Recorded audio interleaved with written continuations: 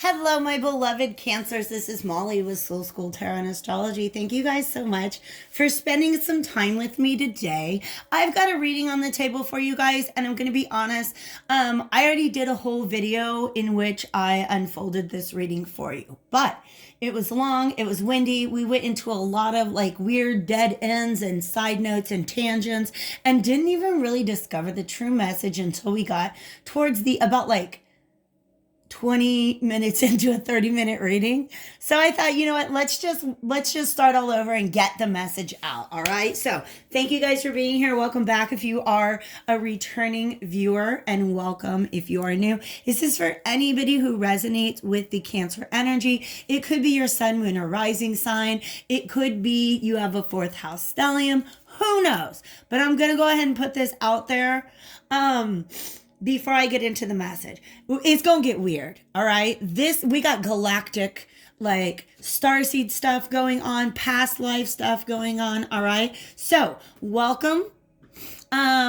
If it's a little weird for you, then like check out my other messages. There's definitely probably one out there for you. Don't take a message don't take on problems that are not yours. All right, is what I'm trying to say. Practice discernment before you call a reading your own. But this could very much resonate with anybody who identifies as a starseed. Or I think that there's a way that you can interpret it without bringing in any of that philosophy whatsoever. So we'll just go ahead and get into what's going on in this message. It's really, really cool. Okay. It's really cool. And I think that's why it was so hard to get to the bottom of the message, the first reading, because it's just so much, you guys. I freaking love it. Welcome. All right, let's do this. I'm actually going to start with this Eight of Pentacles. By the way, the decks that I'm using, we have the Starseed Oracle, the Cosmic Tarot, and the Moonology Oracle deck out on the table right now. Okay, so here you are. Eight of Pentacles. Eight of Pentacles is about some sort of repeated habit or pattern. A lot of times it shows up to indicate like focus work towards a goal. And for some of you guys, there might have been some searching going on. Like these Eight Pentacles might represent like 8 different books that you've read, or 8 different, documentaries that you've watched, or just different things like that. But it doesn't have to be 8. All right. It just has to deal with the fact that I'm seeing this as you, Cancer. All right. And like I said, typically the Eight of Pentacles is about putting your intentions into work. All right. This person is kind of like staring past these pentacles, which makes me feel like this is actually a habit or pattern that is taking place without you necessarily setting the intention for it to happen. Okay. So what habit or pattern could this possibly be? All right. The story that I'm getting is amazing.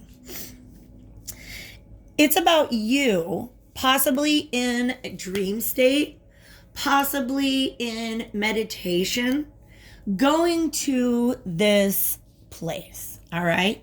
So this represents your inner world, some part of your inner world that you are able to access. And the message that I got here is that a lot of people who are going to resonate with this reading are people who have a lot going on inside, in their mind, in their psyche, in their consciousness. It's just much more vast than the people that you meet in your day-to-day life. Okay. So there's this vastness within you that is often suppressed. Like you don't get to just walk around being this person all day long. All right. This represents your inner, like I said, your inner realm, your psyche, this is where you go when you go to sleep. Okay. Or when you go into meditation. All right. And for some of you guys, there's been this realization for a while that there's a lot going on there. Like when you go to sleep or when you're in meditation, there's a lot that you are doing. There's people that you're meeting. There's lessons that you're learning. There are things that you are building and creating. All right. And in fact, this realm, this sort of portal here represents your imagination. Okay, I'm going to try to sew this and weave this message together in a way that makes sense. All right, because here's the deal. When we are children, we are pretty free to engage with our imagination, right? Throughout our lifetime, that decreases. And it's because of the way in which we're socialized, all right? Y'all got to believe me, I was a public school teacher for years. And what I realized is that that is not an environment that promotes imagination and creativity. It's just not, okay? But you've been accessing that in your inner world. And I think you're starting to realize that this is your point of creation. All right. This is the place that you can manifest from. It's not about putting your nose to the grindstone, right? Like if you want to manifest a better life, you don't get out there and put your nose to the grindstone. You take yourself to this space of imagination and creativity.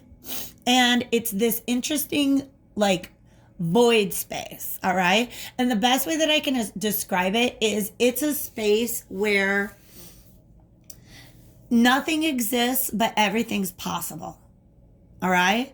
And the way it's being described to me by spirit throughout this message is that this is a space, it's not only the space that you go to in your dream state, this is also the space that we exist in between lifetimes.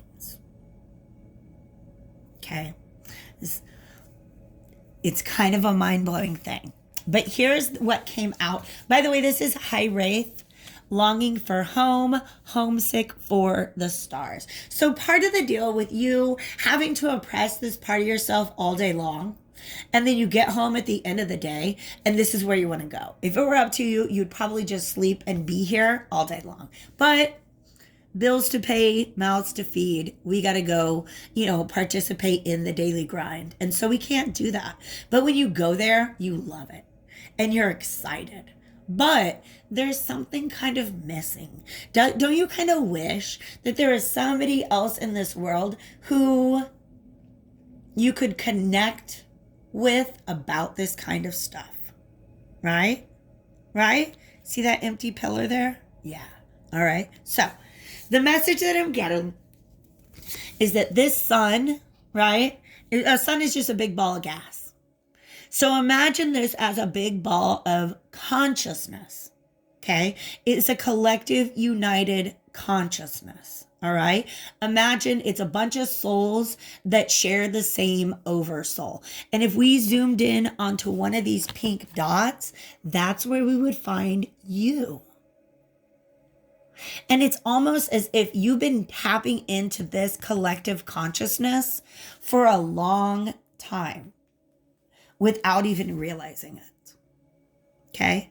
So this space that you're going to is not only the point of the space of creation, right? But this is also where your psychic messages come in, where you can just sit in your intuition and like swim around in it, right? This is all your inner world. But you're beginning to realize that there's these other souls have access to that same space, that you're actually a part of, awkward camera angle, that you're actually a part of this larger collective consciousness of souls that you belong to in between incarnations. Does that make sense? Okay. So you've been going there in meditation, and this sun card kind of represents to me, you see how this light is shining in?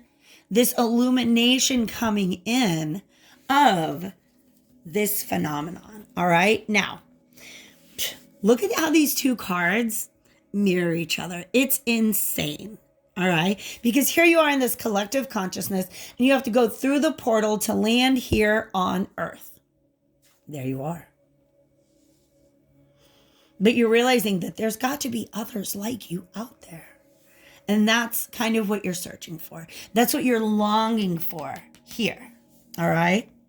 And for some of you, there is definitely somebody who's supposed to be there, like a twin flame or a soulmate who's supposed to be there, but they're not showing up. And we're going to learn about them. Okay. We're going to learn about them and the reason why you're not able to meet them in this space right now. Okay. Because as much as you feel like there is a counterpart out there, there's a message here about what that person is going through right now. All right. This might be just you making space in your life, saying, you know what, there's room in my life for somebody else who sees things this way. Okay. For some of you, there's a recognition of a potential soul contract, or at least that's your perception, is that there should be somebody on that second pillar and they're not here. They're out here in the world somewhere. All right. But what's amazing is that when you go into meditation, like I said, you're connecting with this, and each of them are connecting. They have the ability to connect with that collective consciousness as well. All right. So itching my nose because it's getting all itchy as this message is coming in. So you've come to this realization, and now that you are essentially a child of the cosmos, that we're definitely going to come back to.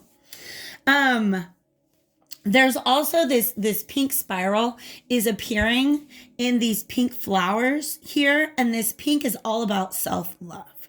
All right. So in this process of realizing who you are, there's been a lot of inner child healing, a lot of just general healing, however that has been needed. But now that you come to this realization about who you are, you're also realizing that there are tools and gifts and skills available to you. And you're a little bit of an apprentice in those areas when it comes to tapping into this imaginative realm and realizing that this is where creation comes from. Okay. So some of you guys have just realized that. Let me take a sip real quick.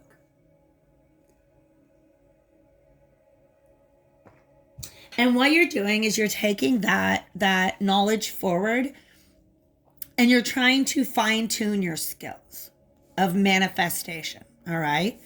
And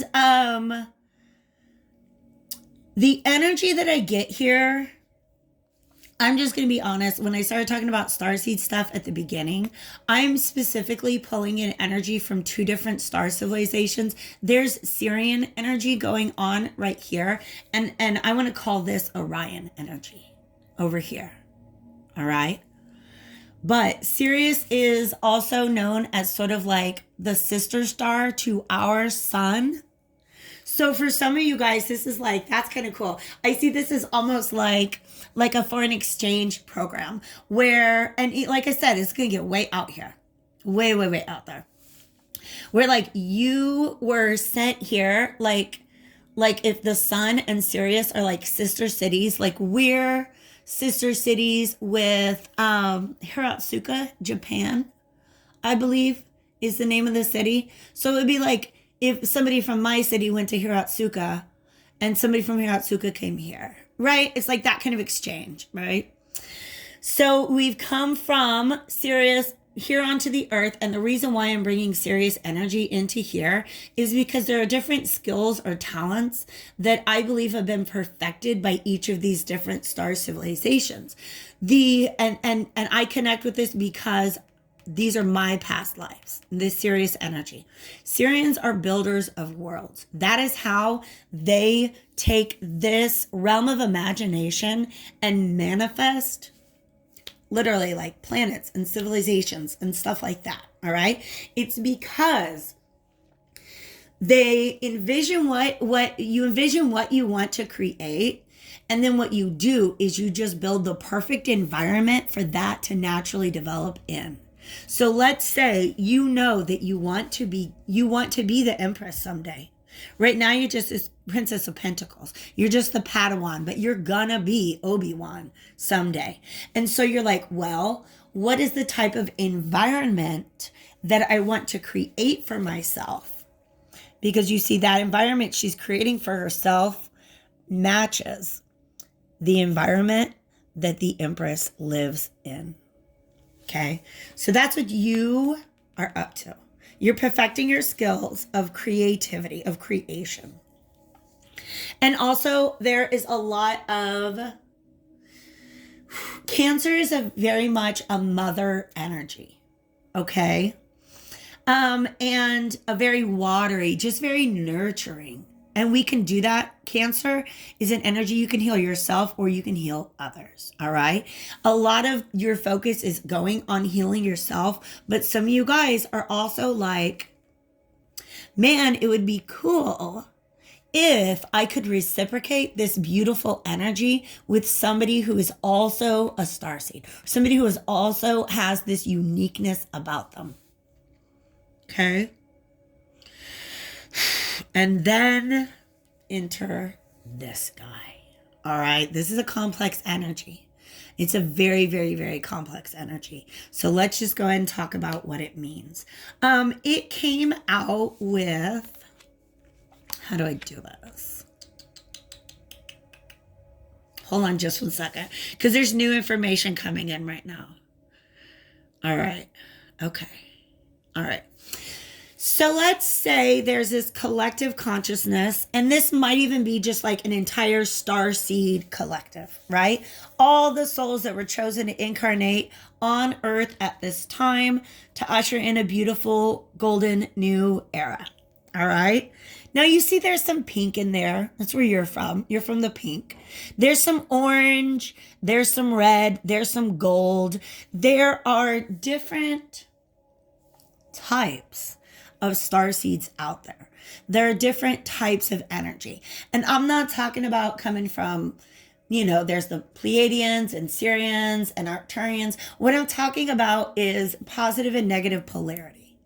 What are you going to do with your starseed powers now that you're here on Earth? Okay. I don't like using the terms good and evil, so I'm going to use light and dark. Because when you realize that you've come from this density, this dimension, this whole other galactic reality, and you're learning how to use those skills in this lifetime here on Earth, pardon me real quick. Some people walk the path of the light, which seems to be the path that you're walking. And what that means is when you discover a part of your shadow, you want to heal it. Because otherwise, it's almost like you have an understanding of the law of one. The law of one says that we are all connected. If I love others, I'm creating love for myself. If I hate others, I'm creating hate for myself. That kind of thing, right? So it's this understanding of this need to heal yourself in order to maybe be able to heal others, but definitely so that you're not hurting others. It's this understanding that hurt people, and you don't want to be hurt people walking around the world, because that doesn't bring in the new reality that you're trying to create on Earth. Okay. Some people, however, come to Earth from this space, and I'm going to call them the red spots. Okay. These are people who did not necessarily, I don't know what their mission was when they came here, but what they're telling me is that when this person passed through this portal and incarnated here on Earth, they didn't come out the same way you did. Okay. You, this beautiful center of creation, you've situated it in your heart. Okay. This is an understanding that we are all one. And therefore, if I have love for you and I have, you know what I mean? It's like acting out of love for others creates a self-sustaining portal of creation within your heart. All right. And basically what that means is as you create, let's say you're manifesting a better job or a better income or a better home. If you're manifesting out of a sense of love for all of creation, then what happens is you can manifest your better life, but you're also manifesting love. Okay. So that love goes back into the process of creation. It's almost like it's the gas that goes into the car. At the end of your journey, you're filled up for the next creation or manifestation. All right. Whereas those who are not yet healed from past lifetimes in which they probably suffered through, I'm just getting the energy. If you guys know anything about the Orion Wars, okay? Like imagine like Darth Vader type stuff, okay? There are certain people incarnated on this planet before who lived through these wars and are still healing their scars. Because they were very, very deep. This is the great severing, Mars energy, anger, conflict. It's just this war-like energy that hasn't been healed from previous lifetimes, previous incarnations. All right. And that's why this person suffers from this sense of separation. Okay. Their point of creation is not centered in their heart. Their point of creation is centered outside of them. They've got this snake energy and this scorpion energy. All right. This is somebody who has, oh my gosh. You see how they have the same trees out here that the Empress has there? But this is all in darkness. This is somebody who's not trying to heal their shadow. They're very much living in their shadow. And what that does is it creates this sense that you're in this world alone. And the way to gain power is to seek out power outside of you. And sometimes through manipulation and deception. But the vibe, you guys, it's crazy because the card that came out with this to clarify is it's time to release negativity. All right. And this is, again, it's a scorpionic energy. So somebody who kind of lives in their shadow, and spirit kind of made me feel like the same toxin that exists in this stinger exists in this cup that they have to offer. But also this is somebody who's practicing a very different set of skills. This because of, see, like you're out in nature, right? This is like a hippie witch. I love it. And this is like an occultist. And I don't think the occult is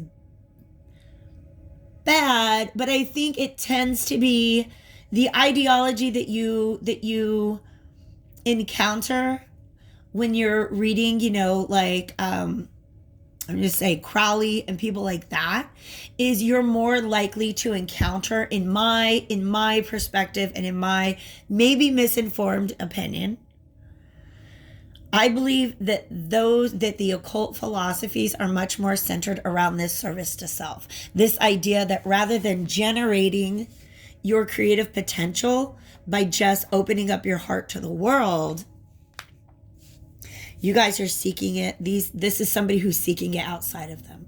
They're seeking to gain power from others. This person is looking at your big, beautiful heart and thinking about everything that they are going to manifest with it. And spirit is coming in to send this message to say, babe, if you walk around with it just out there on your sleeve like that, then you're open to allowing negativity like this to come in. All right. So spirit is warning you that you may have found somebody, or you might meet somebody that you're very drawn to. You're because they feel like home. You can tell that they came from this same place as you did. But what you don't realize is that you came from this realm of that energy, and they came from this. Yours is much more about light, and theirs is much more, honestly, what I see here with these mountains, it's you're starting to realize that you don't have to work that hard. You don't have to put the nose to the grindstone in order to create. This person is, these mountains, climbing these mountains is the equivalent of putting your nose to the grindstone. It's almost like this person is,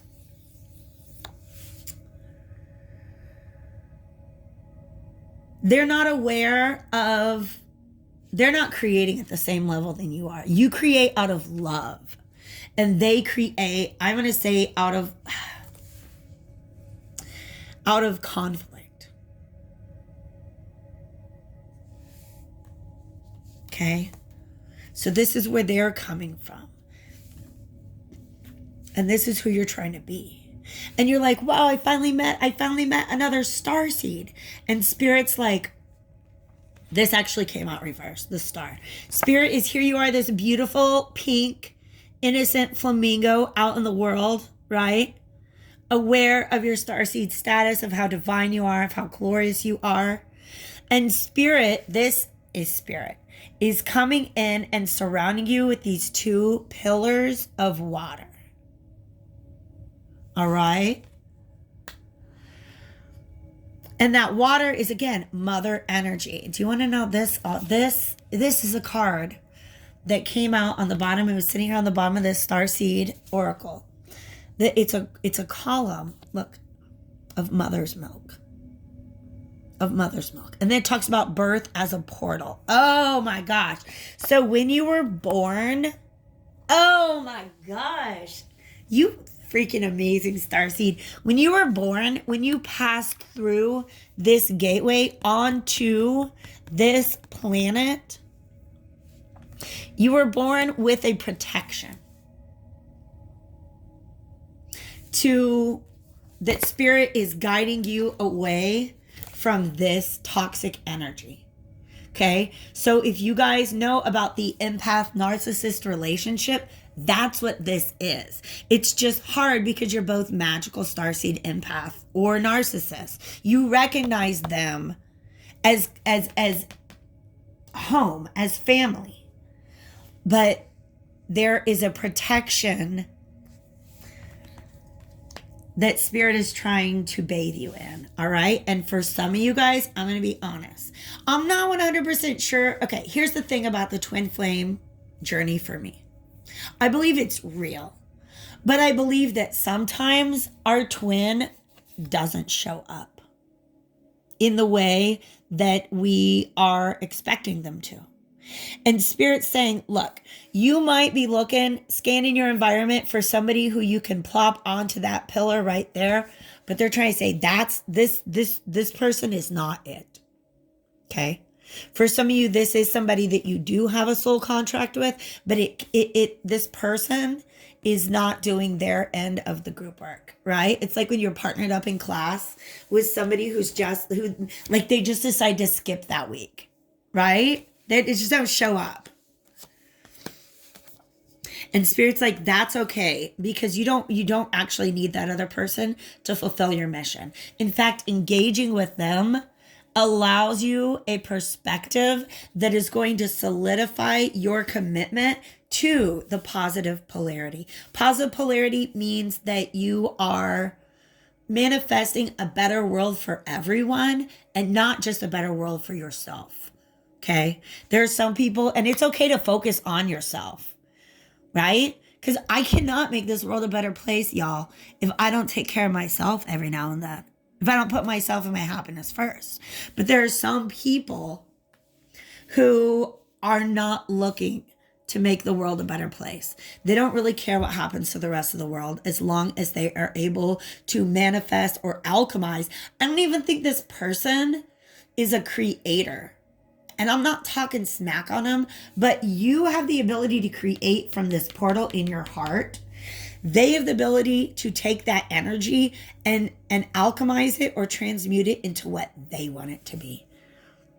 I don't like this person. I'm feeling a whole lot like Spirit wanting to protect you from them at this time. So it was another 30-minute video, but you guys, I promise you this message came out so much more clearly this time around. And I do want to pull you one extra card. This is from the Whispers of the Ocean Oracle. So if this resonated with you, please hit that like button, leave a comment. Like I said, I know it's a little out there and I really don't want to censor these messages at all. I know that there are people who are just not comfortable talking about all of our past lifetimes on other planets. So if you stuck around, thank you. I appreciate you.